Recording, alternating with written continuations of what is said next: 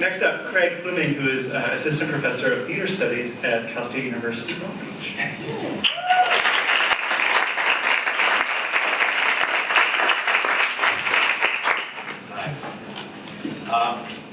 Actually, I'm the registered dietitian you might have read about. No, I'm Assistant Professor of Theater Studies at Cal State Long Beach. And I'm really honored to be here today. So thank you, LA Stage, for giving me this opportunity. I really like what you're doing today. I think that this is very forward thinking. Now, some people say to look forward effectively, you've got to start by looking back. So, okay.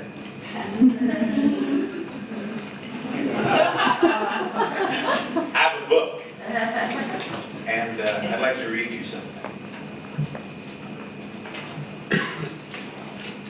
It is not enough to demand from the theater mere perceptions, mere images of reality.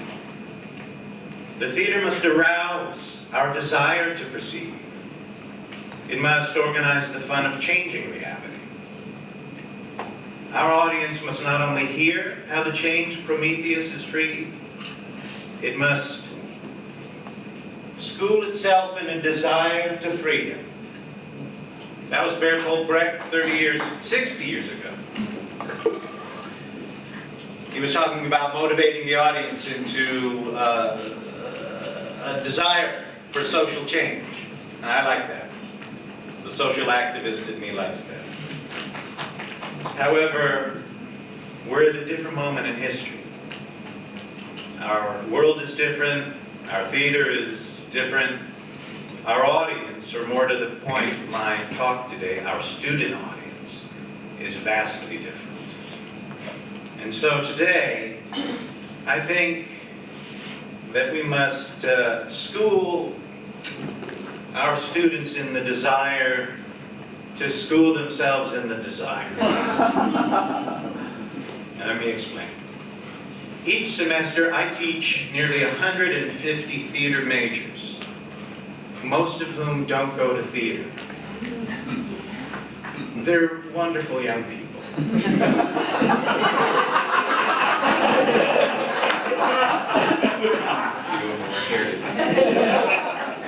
But this lack of motivated theater attendance seems weird to me. Now, of course, they're busy. We make them busy. They're so busy crewing and rehearsing and performing theater that they have little time for anything else.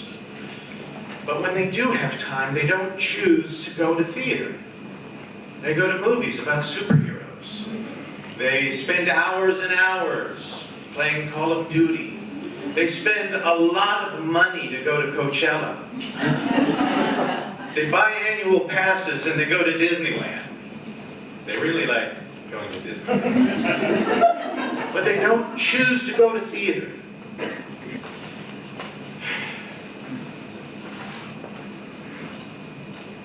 There are myriad reasons why we're gathered here today. For the next few minutes, let's entertain the notion that this might be one of them.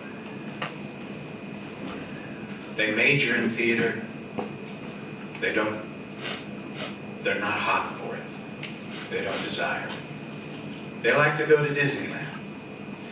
Before I went into academia, I was a Disney Imagineer. I spent 4 years in Paris, France, directing the nomenclature and scripting effort for the creation of Euro Disneyland, which is now Disneyland Paris. A year after I came back to California, I quit the company. I was pretty tired. But when I started, it was all kind of exciting. During my first week at Imagineering, I was put in this big room with a whole bunch of other Imagineers. The Walt Disney Company had recently acquired the Queen Mary, and they didn't know what to do with it. So they said to us, "We just bought the Queen Mary, but we don't know what to do with it. Let's brainstorm. No idea is too crazy." So, all at once, crazy ideas started flying around the room and landing on yellow sticky notes and attaching themselves to the walls. And suddenly somebody shouted, "Why don't we just sink it?"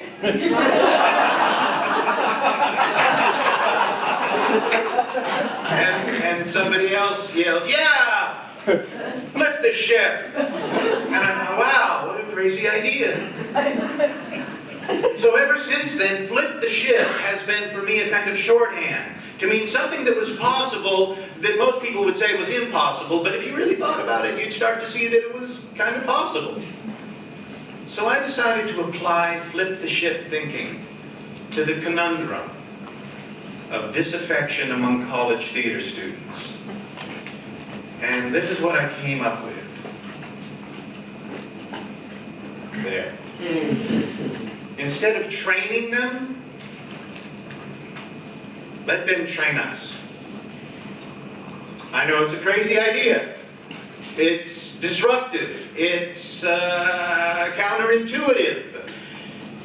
Some might call it subversive. But that reminds me of a book that I really like that was written nearly 50 years ago. It's called Teaching as a Subversive Activity. And it's written by Neil Postman and Charles Weingartner. In it, they put forth a bunch of crazy ideas about education. Foremost among them, the idea that the principal intellectual instrument available to human beings was not being examined in school. The art of asking questions. They proposed that students could discover through a process of inquiry how they make meaning for themselves, that meaning wasn't something that existed outside of them or separate from them. And I thought, why don't we do this in my university? I thought, why don't we flip the ship? In a recent MacArthur Foundation report, Living and Learning with New Media, they talk about this very thing. They talk about a new media ecology that is characterized by networked publics in a context of reciprocity. That's peer-based learning. Participants discover that they both produce and evaluate knowledge and culture. Participants start to investigate meaning for themselves, and participants start to care. So, why don't we, at my university, throw off the mantle of expert know-it-all, crawl down there into the mud with them, and mess around a little? Why don't we ask them to ask the questions? Ladies and gentlemen, more than ever, I think that when it comes to theater education, the how is less important today than the why. And so to examine the why, I'd like to ask a what. What must professional arts organizations do? Well, you can start by accepting that you might not necessarily know what to do. My friend Polly Carl recently told me in an email that we no longer know what jobs we're training our students for. And as theater professionals, we have no sense of what the future infrastructure for making theater needs to be. And I agree with that. In an article on HowlRound, which is where Polly is director and editor, somebody starts to point the way. They say that our ability to create involvement and participation, to make connections and a feeling of membership, to reach out to audiences and have them desire to apply and demonstrate their generosity, their autonomy, and their competence might be the most crucial thing to our future success than any other social media phenomenon. David Lohr on TCG's Circle says something similar and much more specific. Your audiences want to interact more. They've been conditioned to it by now. So let's stretch and reach out and meet them where they're at. That's a great idea. But again, how do we do it? Well, let's brainstorm. my yellow sticky note concerns the relationship between professional arts organizations and educational institutions. It takes that convention of recruiting interns and it turns it upside down. It flips the ship. What if, quote, what if, instead of recruiting a few young people into your organization, which for many years has been a service to them and to you, what if you turned that upside down? What if instead of developing interns, you develop externs? What if instead of a few people absorbed into your organization, you mobilize dozens and send them back to their educational institutions? Every arts organization here should establish a diplomatic outpost at each of our educational institutions. Why don't you send your externs out there as emissaries? Have them immerse themselves in the local culture. Have them get to know the natives. Have them function as your spies. Have them message and tweet and post on Facebook and scribble on yellow sticky notes every new question that they come across. And then take these dispatches from the field and post them all over your offices and look at them daily. This is an ecological issue.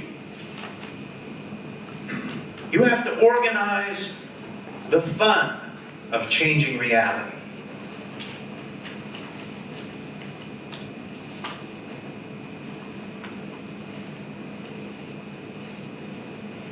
You can do this. It's impossible, but it's possible. It's revolutionary, but it's right. You need to reach out rather than waiting for them to come to you. So as long as we're flipping the ship, let's look back to look forward. Ralph Waldo Emerson. If there was one period one would desire to be born in, is it not the age of revolution, when the old and the new stand side by side and admit of being compared, when the energies of all men and women are searched by fear and by hope, when the glories of the old are compensated by the possibilities of the new era? This time, like all times, is a very good one, if we but know what to do with it. Thanks for your attention.